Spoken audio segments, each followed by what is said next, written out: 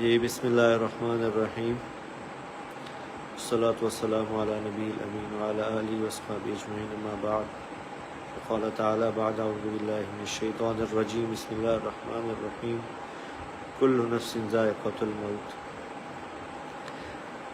میں انتہائی بوجھل دل سے، انتہائی مشکل سے یہ ویڈیو میسیج ریکارڈ کروا رہا ہوں کہ آج شام کو میرے چھوٹے بھائی عاصم جمیل کی ڈیتھ ہو گئی،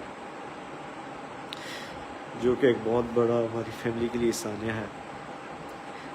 لیکن اس تکلیف کی حالت میں بھی مجھے میڈیا پہ اس لیے حاضر ہونا پڑا کہ بہت سی نگیٹو خبریں، مختلف خبریں، غلط خبریں میڈیا پر چلائی جا رہی ہیں۔ میں ان کی وضاحت کے لیے حاضر ہوا ہوں کہ میرے بھائی عاصم جمیل بچپن سے شدید ڈپریشن کے مریض تھے، اور پچھلے 6 ماہ سے ان کو جو ان کی بیماری کی شدت کی وجہ سے الیکٹرک شاک لگائے جا رہے تھے تاکہ ان کی ڈپریشن کو، ان کی بیماری کو کنٹرول کیا جا سکے، لیکن اس کے باوجود بھی ان کو یہ فاقہ نہ ہوا۔ اور آج کے روز وہ اتفاقاً گھر میں اکیلے تھے، اور انہوں نے اپنی تکلیف اور اذیت کی وجہ سے باہر سیکیورٹی پہ تعینات جو گارڈ تھا اس سے بندوق لی اور اس سے اپنے آپ کو انہوں نے شوٹ کر دیا۔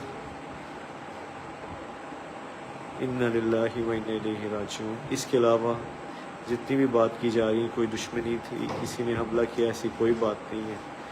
یہ اللہ کی تقدیر تھی، اور ہم اللہ کے اس فیصلے پر راضی ہیں۔ آپ سب سے دعاؤں کی درخواست ہے۔ السلام علیکم ورحمۃ اللہ۔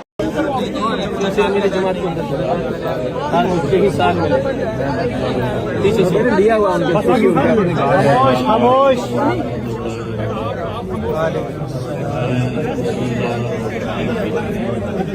السلام علی رسول الکریم وعلی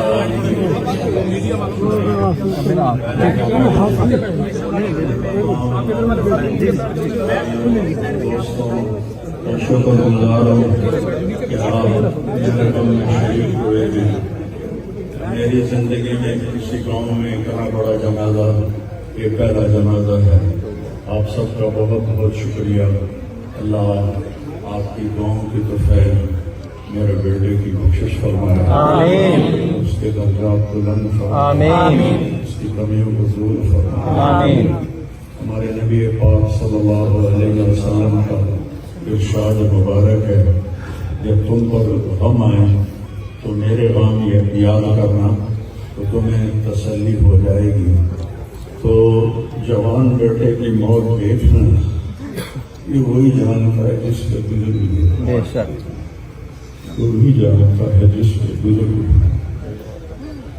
میرے مقدر میں تھا، میں نے ہمیشہ دعا مانگی، یا اللہ مجھے اولاد کا صدمہ نہ دکھانا، یہ ہمیں اٹھا کے لے گئے، ہم انہیں نہ اٹھائیں، لیکن اللہ کی تقدیر وہ غالب ہے، اور ہمیں اس پر راضی ہونے کا حکم ہے۔ میرے نبی کی دعا ہے، اللہم انی اسألک الرضا بعد التوبہ، یا اللہ تو اپنی تقدیر پر مجھے راضی کر۔ تو بالکل ہم راضی ہیں، میرے سارے خاندان والے راضی ہیں، لیکن جو ایک زخم لگا ہے وہ بہت گہرا ہے، وہ اتنی جلدی گھر کا نہیں۔ یہ میرا بیٹا سب سے قابل اور لائق بیٹا ہے، تینوں بیٹوں سب سے لائق بیٹا ہے، سب سے نیک بیٹا ہے، اور اس نے غریبوں کے ساتھ کیا سلوک کرنا ہے اس نے ہمیں سکھایا۔ غریبوں کے اس نے دل خرید لیے تھے، ان کے ساتھ بیٹھ کے کھانا کھاتا تھا، ان کو اپنی قیمتی گاڑی میں بٹھاتا تھا۔ جو لوگ اپنی گاڑی کے قریب کسی کو نہ گزرنے دے، وہ ان کو انہیں گندے کپڑوں کے ساتھ، یہاں ایک پاگل رہتا ہے، وہ میلے کچیلے گندے کپڑے پیشاب بیچ میں کیا ہوا اس کو اٹھا کے اور اپنی گاڑی میں بٹھاتا تھا. وہ ساری سیٹ خراب ہو جاتی تھی لیکن وہ اس کو اپنے فیکٹری میں لے جاتا, اور نائی کو بلا کر اس کے بال کٹواتا, اس کو نہلاتا, اس کے کپڑے بدلواتا. اس پورے گاؤں میں وہ پاگل صرف ایک شکل کو جانتا ہے اور ایک نام کو جانتا ہے. وہ نام تو پکار نہیں سکتا تھا, میاں میاں میاں. یہ صرف ایک اس عاصم جمیل کو وہ جانتا ہے. تو آج ہم سے رخصت ہو گیا اور یہاں ہم بے بس ہیں اور اللہ کی تقدیر پر ہم راضی ہیں. اور سعید من وعد بغیرہ, موت سے اپنی موت کو یاد کرنا چاہیے کہ ایک دن میرے اوپر بھی یہ آئے گا اور میرا بھی سانس نکلے گا, زندگی کا دھاگا ٹوٹے گا.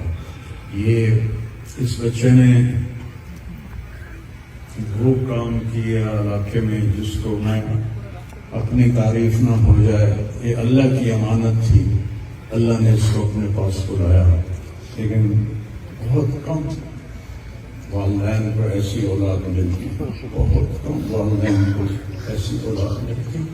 اور اس کی جوانی میں اللہ نے بولا کہ میں راضی ہوں, میرا سارا خاندان راضی ہے, لیکن یہ رونا تو میرے بس میں نہیں. حضرت ابراہیم رضی اللہ عنہ میرے نبی کے صاحبزادے جو حضرت ماریا کے پیٹ سے پیدا ہوئے تھے, انہوں نے آوالی میں ان کے لیے ایک باغ میں کمرہ بنوایا تھا اور اس میں دودھ پلانے والی عورت کو اس کے سپرد کیا تھا. اور آپ مدینہ سے نکلتے اور جا کر حضرت ابراہیم کے ساتھ کھیلتے, پیار کرتے, محبت رکھتے اور پھر واپس آ جاتے. ایک دن 18 ماہ کے ہو گئے. 18 ماہ کا بچہ بھاگنے دوڑنے لگتا ہے, بابا بابا کہنے لگتا ہے, ماما ماما کہنے لگتا ہے. تو آ کر خبر دی ایک صاحب نے, یا رسول اللہ ابراہیم نازا کی حالت میں. تو میرے نبی مجلس میں تھے, صحابہ تھے, اب وہ سب کچھ بھول گیا. اور آپ اتنی تیزی سے نکلے کہ آپ کی چادر نیچے گر رہی تھی اور صحابہ پیچھے آپ کے بھاگ رہے تھے. اس چال کو وہ پکڑ نہیں پا رہے تھے. اور جو ہی آپ کمرے میں داخل ہوئے اور ابراہیم کو اپنی گود میں لیا تو اس نے سے اپنے بابا کو دیکھا اور اس کی آنکھیں بند ہو گئی. اور میرے نبی دار و قطار ہونے لگے اور فرمایا العین تدمع والقلب یحزن ولا نقول الا بما رضی اللہ تعالی بنا. ابراہیم بڑا دکھ دے کے جا رہے ہو, آنکھ اشکبار ہے اور دل زخمی ہے, لیکن ہم وہی کہیں گے جو اللہ کرتا ہے. ہم اللہ کی تقدیر پر راضی ہیں. جب ان کی تدفین کا وقت آیا تو آپ ان کی قبر میں اتر نہیں سکے غم کی وجہ سے. اتنا صدمہ تھا, آپ قبر کے کنارے بیٹھے ہوئے تھے اور کہنے لگے ابراہیم کو اتار. ابھی میں نے بھی کہنا ہے حسن کو اتار. اور اپنی آنکھوں سے پھر آنسو جاری ہو گیا. پھر آپ نے ایک جملہ اور فرمایا کہ ابراہیم اگر یہ مجھے پتا نہ ہوتا کہ میں بھی تیرے پیچھے آنے والا ہوں, جلدی آنے والا ہوں, تو میں اتنا غم کا اظہار کرتا کہ لوگ دیکھتے. لیکن میں بھی تیرے پیچھے ہی آ رہا ہوں. 6 مہینے بعد آپ کا بھی وصال ہو.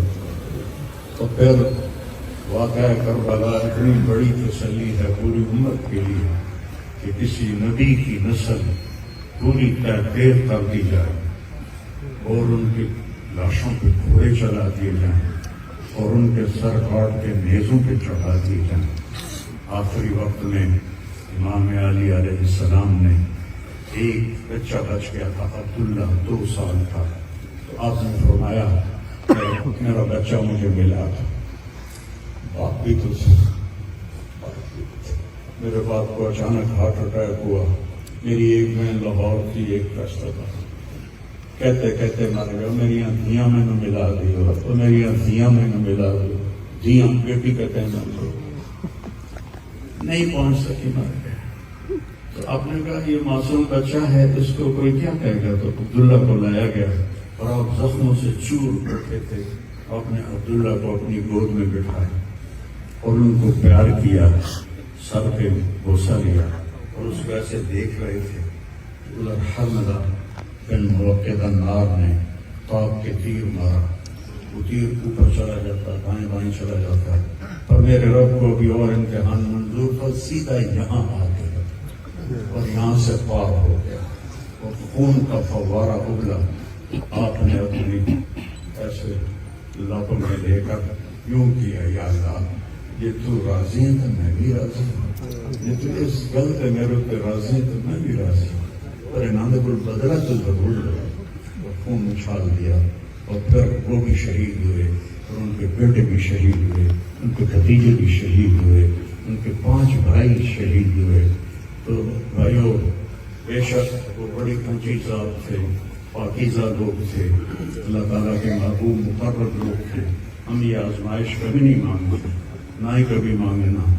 اللہ اولاد کے صدمے سے سب کو بچائے، اللہ اولاد کے صدمے سے سب کو بچائے. چھوٹے چھوٹے غم کے قابل نہیں میرے کو بہت بڑا غم ہے. میں اللہ کا شکر گزار ہوں اور یہ سارا مجمع دیکھ کے مجھے حوصلہ ہو گیا ہے کہ میرا بیٹا واقعی بہت نیک تھا، جس کے لیے اتنا مجمع اس کے لیے دعا کرنے آیا ہے. 40 آدمی جنازے میں ہوں اور میت کے لیے دعا کریں تو میرے نبی نے فرمایا اس کی بخشش ہو جاتی ہے. یہ تو ماشاءاللہ ہزاروں گنتی سے بھی باہر مجمع پڑا ہوا ہے. میں آپ سب کا شکر گزار ہوں. اور میرے بھائی، اس دن کی تیاری کر کے مرنا چاہیے. اگر اللہ راضی ہے تو اللہ کی قسم موت سے خوبصورت کوئی پیغام نہیں، موت سے خوبصورت کوئی پیغام نہیں. اور اگر اللہ ناراض ہے تو موت سے خوفناک کوئی پیغام نہیں ہے. اور یہ میرا بچہ یہ اللہ کی محبت میں ایسے تڑپتا تھا جیسے کسی کو کوئی زخم ہو جائے اور وہ تڑپتا ہے. اور ہم اللہ کو جانتے ہیں، مانتے ہیں، ہمارے احساس میں اللہ کا تعلق شامل نہیں، ہم عقلی طور پر مانتے ہیں. میری 52 سال زندگی اللہ کے راستے میں نیک لوگ، اولیاء کرام، علماء کرام کے ساتھ گزری. میں پاک ہونے کی وجہ سے نہیں کیا، میں آپ کو یقین سے کہہ رہا ہوں جیسی تڑپ اس بچے میں اللہ کی محبت کی تھی میں نے کبھی نہیں دیکھی. یہ 2 گھنٹے مجھ سے بات کرتا تھا اور میں اسے بیٹھ کے سنتا رہتا تھا. بولنے والا کب سنتا ہے کسی کی بات؟ لیکن یہ ان پڑھ بالکل ڈسلیکسیا کا مریض تھا، حروف کی پہچان نہیں تھی، تو اس لیے نہ یہ پڑھا، نہ دین کا کچھ پڑھا، نہ دنیا کا کچھ پڑھا. لیکن اللہ نے اس کو عقل، فہم اور اپنی محبت ایسی دی تھی کہ ہمیں محسوس ہوتا تھا کہ اس کے اندر اس محبت کی آگ ہے. اور اپنی ماں سے کہتا، ماں دعا کرنا میں مر جاؤں، میں اللہ سے ملنا چاہتا ہوں، میں اس گندی دنیا سے تنگ آ گیا ہوں. 30 سال کی عمر میں اس نے یہ کہنا شروع، میں جانا چاہتا ہوں. اگر اللہ مجھے کہے کہ تمہیں رہنا ہے یا جانا ہے، 1 سیکنڈ میں کہوں گا مجھے تیرے پاس آنا ہے، مجھے تیری ملاقات کا شوق ہے. اور مجھ سے پوچھتا ہے، بابا آگے اللہ ملے گا مجھے؟ میں نے اس سے بڑی باتیں کرنی ہیں، مجھ سے ملے گا. میں نے کہا انشاءاللہ آج تو ملو گے، اپنے ضرور ملو گے. تیری تڑپ، تیری تمنا رہتی تھی میں اللہ سے ملوں. میں نے اپنی زندگی میں صرف ایک آدمی دیکھا ہے، یہ بچہ جس کے احساسات میں اللہ کی محبت تھی. احساسات جیسے ہمارے درد ہمارے احساس میں بھی جب شامل ہوتا ہے پھر ہم ہائے ہائے کرتے ہیں، اور جب تک شامل نہیں ہوتا تو ہم چلتے رہتے ہیں. اس بچے کو اللہ نے اپنی قدرت سے یہ تعلق اور محبت عطا فرمائی تھی. اور بس میں اور کیا تعریف کروں، میرا تو سینہ ویسے ہی زخمی ہے. یہ بہت عالیشان بچہ اللہ نے مجھے دیا تھا. میں اللہ کی تقدیر پہ بس اس نے اسی کا تھا، اس نے لے لیا. اگر موت سے پہلے مرنے کی تیاری کر لو، آپس کی لڑائیاں چھوڑ دو، آپس کے جھگڑے چھوڑ دو، آپس کی نفرتیں چھوڑ دو. مرنے والے سے پوچھو کہ نفرت کا کیا فائدہ ہے، جھگڑوں کا کیا فائدہ ہے۔ معاف کرنا سیکھو، معافی مانگنا سیکھو، معاف کرنا سیکھو، معافی مانگنا سیکھو۔ 5 نمازیں ہیں، کوتاہی نہ ہو۔ سال کے بعد روزے آتے ہیں، بیماروں کو اللہ کا چھوڑ دو۔ حج اور زکوٰۃ پیسے والا کرو۔ تو ٹوٹل ایمان کے بعد 2 باتیں ہیں، ایک نماز ہے اور ایک روزہ ہے، اور اس کے بعد ایک حدیث میں سنا کر ہم جنازہ پڑھتے ہیں۔ میرے نبی نے فرمایا 4 باتیں سیکھ لو مجھ سے، 4، اب 5ویں نہیں 4 انگوٹھائیں لگا کر 4 باتیں مجھ سے سیکھ لو، تو دنیا بھی تمہاری ہے، آخرت بھی تمہاری۔ صدق و حدیث، ہمیشہ سچ بولنا، ہمیشہ سچ بولنا۔ آج نیت کرتے ہو؟ حفظ و امانت ہے، کسی کو دھوکہ نہ دے، کسی کے ساتھ 2 نمبری نہ کرنا، کسی کو اپنے مفاد اور پیسے کے لیے، اپنے منصب کے لیے اس کے ساتھ دھوکے بازی نہ کرنا۔ تیسری بات حسن خلیقت ہے، اپنے اخلاق اچھے رکھنا۔ گالی، غیبت، الزام تراشیاں، جھگڑے، یہ چھوڑ کے اچھے اخلاق والے بن جاؤ۔ اور چوتھی بات فرمایا رفقۃ فی طعمۃ، رزق حلال کھاؤ۔ اب سارے مجمع سے میری اپیل ہے، آج کے بعد نماز پکی کرنی ہے، سچ بولنا ہے، اور کسی کو دھوکہ نہیں دینا، اور اپنے اخلاق اچھے کرنا ہے، کسی کو گالی نہیں دینی، کسی کو بے عزت نہیں کرنا، اور رزق حلال کمانا ہے۔ تو انشاءاللہ میرے نبی کا وعدہ ہے، دنیا بھی تمہاری ہے، آخرت بھی تمہاری ہے۔ اور ہم اپنے بیٹے کو رخصت کریں۔